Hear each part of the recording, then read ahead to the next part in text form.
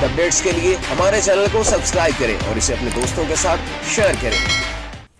एहसास न्यूज़ के नाज़रीन अस्सलाम वालेकुम। अमजद इरशाद चौधरी नई वीडियो के साथ आपकी खिदमत में हाजिर है। आज हम जो वीडियो लेकर आए हैं वो बरतानिया के वाले से। बरतानिया में इमिग्रेशन, वर्क वीज़े, स्टूडेंट वीज़े, फैमिली वीज़े, इन तमाम पर इंतहाई सख्त इक़दाम का ऐलान किया गया है। और जो वहाँ पर कार्ड जो पक्का या पेपर जिसको आप कह सकते हैं मिलते थे, उसके लिए भी जो है ना वो बड़ा पॉलिसी सख्त करने का ऐलान कर दिया गया है। और इस पर जो है वो स्कॉटलैंड की तरफ से मुखालफत भी सामने आ गई है। ज़रा बरतानिया जो है वो तीन आप कह सकते हैं कि स्कॉटलैंड, इंग्लैंड और आयरलैंड और चौथा वेल्स, चार पर मुश्तमिल है।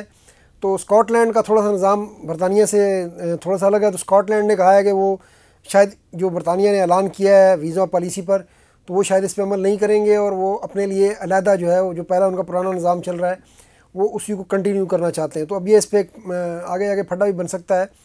लेकिन अब देखते हैं, अब जो इक़दाम का ऐलान हुआ है उस पर हम बात करते हैं कि क्या क्या ऐलान हुआ है। तो बरतानी वज़ीर-ए-आज़म जो है स्टारमर केयर, उन्होंने जो है वो आज ऐलान किया है जनाब। इससे पहले वज़ीर दाखिला जो है योवट कोपर, उन्होंने जो है इतवार को कुछ बात की थी, लेकिन बाकायदा ऐलान जो है ये पीर की सुबह बरतानिया में बरतानी वज़ीर-ए-आज़म ने प्रेस कॉन्फ्रेंस में ऐलान किया। तो उसमें इनकी प्रेस कॉन्फ्रेंस काफ़ी सख्त थी। हालांकि लेबर लीडर हैं, लेबर जो है वो आम तौर पर जो बरतानिया में आबाद तारकीन वतन है उनकी जमात समझ जाती है, और तारकीन वतन रवायती तौर पर जो है लेबर्स के साथ जुड़े हुए हैं। तो इस जो इन इक़दाम का ऐलान किया है, इसके बाद जो है वो उनकी अपनी पार्टी में भी कई रहनुमाओं ने उनके ऊपर तनकीद किया। उन्होंने कहा है कि ये जो दाएं बाजू की इंतहाबपसंद जमात है उसकी पॉलिसियों को जो है टो कर रहे हैं। सियासी तौर पर मुकाबला करने के लिए लिबरल पार्टी भी पहले ये बात कर चुकी है कि जो दाएं बाजू की इंतहाबपसंद पार्टी जो आई है सामने तारकीन वतन की मुखालफ, तो उसका मुकाबला इस तरह नहीं हो सकता कि हम जो है जो कुछ वो चाहते हैं हम भी यानी जो रिफॉर्म पार्टी चाहती है तो हम भी उसके रास्ते पर चल पड़े। तो बहरहाल उस पर तनकीद भी हो रही है, लेकिन बहरहाल ये वाइट पेपर के नाम से जारी किया गया है। और इस वाइट पेपर में क्या क्या है, अच्छा ये भी हम आपको बता देंगे फौरी तौर पर। ये नहीं कि आज से नाफिज हो गया, अब इसका ऐलान किया गया, इसके लिए ज़ाहिर है कानून बनेगा और कुछ मामला हो सकता है कि अगले साल तक माहिरीन कह रहे हैं चले जाएँ कि वो पार्लियामेंट में उनके ऊपर बहस होगी और जो है फिर बिल पास होगा। कुछ पे जो है ज़ाहिर है फौरी तौर पर अमल शुरू हो जाएगा। तो सबसे पहले जिन्होंने कहा है कि जी बरतानिया में इतने ज़्यादा तारकीन वतन आ रहे हैं कि बरतानिया जो है वो स्ट्रेंजर्स का जो है वो जजीरा बन जाएगा। यानी असल उन्होंने कहा इसका आप ये कह सकते हैं कि गैर मुल्कियों का जजीरा बन सकता है। तो ये उनका बयान था। इसके ऊपर भी खैर कुछ हल्के तनकीद कर रहे हैं कि उसको जो है वो कह रहे हैं कि इसमें उसकी बू आ रही है लसानियत की। तो लेकिन बहरहाल ये उनका जो वर्ड था वो ये था। और उन्होंने कहा कि हम अपने बॉर्डर को बहाल करेंगे। फिर उन्होंने टोरी पार्टी जो अपनी अपोजिशन है इस वक्त, पहले हुकूमत में थी 2019 से 23 से, तो उन्होंने कहा कि उसने बरतानी इमिग्रेशन निज़ाम को तबाह किया है और हम उसको बहाल करेंगे। फिर उन्होंने जो है वो 2023 के अदाद-ओ-शुमार बताए कि 2023 में 9,60,000 जो है वो गैर मुल्की स्टूडेंट और वर्क वीज़े पर जो है वो आए जो है बरतानिया में। और उन्होंने कहा कि ये तकरीबन जो है आबादी बर्मिंघम जो दूसरा बड़ा शहर है इंग्लैंड का, उसकी आबादी के बराबर है जो एक साल में बाहर से लोग आए। और उनमें ज़्यादातर जैसा कि हमने कहा कि स्टूडेंट्स और वर्क वीज़ा दोनों के वाले से बरतानिया की पॉलिसी बड़ी नरम थी जब ये वबा ख़त्म हुई तो उसके बाद से। और ये जो टोरी पार्टी थी उसका ये कहना था कि ये मैशियत चलाने के लिए ज़रूरी है, क्योंकि उस वक्त मैशियत बैठी हुई थी। तो मैशियत अभी बैठी हुई है। तो ये बरतानी वज़ीर-ए-आज़म का कहना है कि ये वो फार्मूला नहीं चल सका। तो बहरहाल अब जो जिन इक़दाम का उन्होंने ऐलान किया उसको हम आ जाएँ। तो सबसे पहले जिन्होंने कहा है कि जराइम पेशा अफराद जिसने जुर्म किया होगा उसको फौरी डिपोर्ट करने के रास्ता निकाला जाएगा कानूनी, और उसके कागजात की तजदीद भी नहीं होगी। तो ये जो पहले चल रहा था ना कि वहाँ पर लोग जराइम भी करते थे और फिर भी उसके बावजूद वहाँ पर रहते थे, तो उनके लिए ये बुरी खबर है। और वैसे ये खबर है इसलिए बाकी तारकीन के लिए अच्छी है कि ऐसे लोग जो है पूरी तारकीन वतन की कम्यूनिटी के लिए जो है वो बदनामी का सबब बनते हैं। अगर उनके खिलाफ कार्रवाई होती है तो उसको सबको वेलकम करना चाहिए, हमारा ज़ाती ख्याल है। अच्छा, फिर उन्होंने कहा जी कि तकरीबन केयर वीज़े का रास्ता जो है जहाँ सबसे ज़्यादा पिछले 3 सालों में लोग गए हैं, तो पिछले साल जो है केयर वीज़े वालों के लिए फैमिली लाने पर पाबंदी लगा दी गई थी। फिर थोड़ी सख्तियाँ की गई, इंटरव्यू का अमल शुरू हुआ। तो अब जो है केयर वीज़े का रास्ता तकरीबन उन्होंने बंद करने का ऐलान किया है। और बरतानी वज़ीर दाखिला ने इस हवाले से कहा था कि इस वक्त जो हमने मुख्तलिफ़ इल्ज़ामात पर कंपनियाँ बंद की हैं केयर की, तो उनके बरतानिया में बुलवाए गए तकरीबन 40,000 वर्कर जो हैं पहले ही वहाँ पर मौजूद हैं। तो केयर कंपनियों को जिनको बंदे चाहिए उन 40,000 लोगों के खिदमात से इस्तिफ़ादा करें। अब मज़ीद वीज़े हुकूमत जो है वो देने का इरादा नहीं रखती, मासवाए जो है एक्सेप्शनल केसेस में। अच्छा, उसके बाद उन्होंने कहा जी वर्क परमिट। अच्छा, वर्क परमिट पे तो लोग मुख्तलिफ शोबों में जा रहे थे, तो वर्क परमिट के लिए अब वो ग्रेजुएशन की शर्त रखने जा रहे हैं। कुछ शोबों में उन्होंने कहा कि नरमी दिखाएंगे, यानी कुछ ऐसे शोबे ऐसे हैं कि जहाँ पर तो शायद ग्रेजुएशन की इम्प्लीमेंटेशन नहीं हो सकेगी, लेकिन जो बुनियादी तौर पर मेन जो फोकस है वो अब ज़्यादातर केयर कह रहा हूँ, बाकी जो वर्क वीज़े मुख्तलिफ शोबों में, IT में और बाकी दीगर शोबों में वो लोगों को मिलेंगे जिनके पास ग्रेजुएशन की डिग्री होगी। तो उसके नतीजे में बहुत बड़ी तादाद जो है वो इस स्कीम से ज़्यादा वर्क वीज़े से वैसे बाहर हो जाएगी, क्योंकि जो वर्क वीज़े पर लोग जा रहे हैं ज़्यादातर इनमें से ग्रेजुएशन कम थे, ज़्यादातर जो है लोग मैट्रिक या इंटर पास थे और ये केयर और बाकी जो छोटी जॉब्स में जा रहे थे। अच्छा, उसके लिए इसके बाद उन्होंने कहा जी वीज़ा निकलवाने के लिए जो फर्म वीज़ा निकलवाएगी उसको साबित पहले ये करना होगा कि वो बरतानिया में जो मुकामी वहाँ पर लोग मौजूद हैं उनकी तरबियत के लिए और वहाँ उस पर कितनी सरमायाकारी कर रही है। तो यानी ये वीज़ा निकलवाना ही जो है वो मुश्किल कर दिया जाएगा इस इकदाम के नतीजे में। उसके बाद जनाब आली स्टडी और वर्क वीज़े पर जो लोग बरतानिया गए हुए वहाँ पर जाकर फिर जब मसाइल पैदा होते हैं, कुछ अपने अखराजात नहीं पूरी कर पाते, तो फिर वो जो है सरकारी रिहाइश लेते हैं, तो उसके ऊपर भी पाबंदी लगा दी जाएगी कि वर्क या स्टडी वीज़े पर जाने वाले बंदे को आइंदा जो है वो कौंसल्स के घर नहीं मिलेंगे। अच्छा, उसके बाद जनाब आली जो पहले वहाँ पर लोग मौजूद हैं उनके लिए बुरी खबर है कि पहले जो है आप जब बरतानिया में आपके 5 साल पूरे हो जाते थे तो उसके बाद आपको जो है वो पक्का कार्ड मिल जाता था। तो अब उन्होंने 5 साल की मुद्दत बढ़ा के 10 साल करने का फ़ैसला किया है।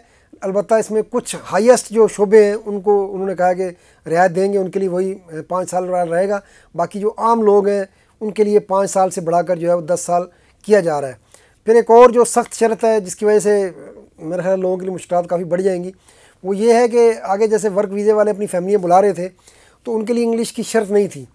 तो अब जो है जो भी बालक, चाहे उसका बीवी तो ज़्यादा बालक ही होती है या शोहर जो है वो बालक ही होता है, बच्चों में से भी अगर बालक हुआ तो वो बीवी या शोहर या जो बच्चे हैं जो बालक हैं 18 साल के हैं उनके लिए इंग्लिश टेस्ट पास करना, आइट्स करना लाजमी करार दिया जा रहा है। तो ये भी एक ऐसा काम है कि जिसकी वजह से ज़्यादा इमिग्रेशन रुकेगी। अब अगर आपकी बीवी पढ़ी लिखी नहीं है या कम पढ़ी लिखी नहीं है तो उसके लिए ज़ाहिर आइट्स जो है वो करना आसान नहीं होगा। अच्छा, फिर ये आइट्स के जो है ना वो दर्जात भी ज़्यादा बढ़ाने का ऐलान किया उन्होंने, वर्क वीज़े के लिए भी और ये जो फैमिली रीयूनियन वीज़ा है इन दोनों के लिए। अब अंग्रेज़ी की जो शराइत हैं उसका इसमें ऐलान सामने आ जाएगा, लेकिन उन्होंने कहा है कि हम इसको भी सख्त करने जा रहे हैं। यानी पहले कम बैंड भी चल रहे थे तो कम बैंड नहीं चलेंगे, उनके बैंड जो है वो भी बढ़ाने जा रहे हैं। तो एक तो ये है कि इंग्लिश सबके लिए इंग्लिश टेस्ट आइट्स लाजमी हो गया और दूसरा ये कि उसके बैंड भी बढ़ाने जा रहे हैं।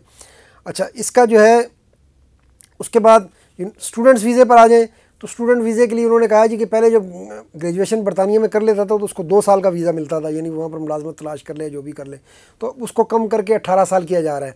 फिर ये जो 1-1 साल के डिप्लोमा के कोर्स हो रहे थे उनको भी बंद करने का फ़ैसला किया गया है। फिर यूनिवर्सिटियों की हौसला शिकनी के लिए कि बाहर से ज़्यादा तलबा ना रखें, तो यूनिवर्सिटियों पे जो फ़ॉरेन तलबा से वो जो यूनिवर्सिटियाँ कमाई करती हैं उनके ऊपर एक सरचार्ज लगाने का भी फ़ैसला किया गया है।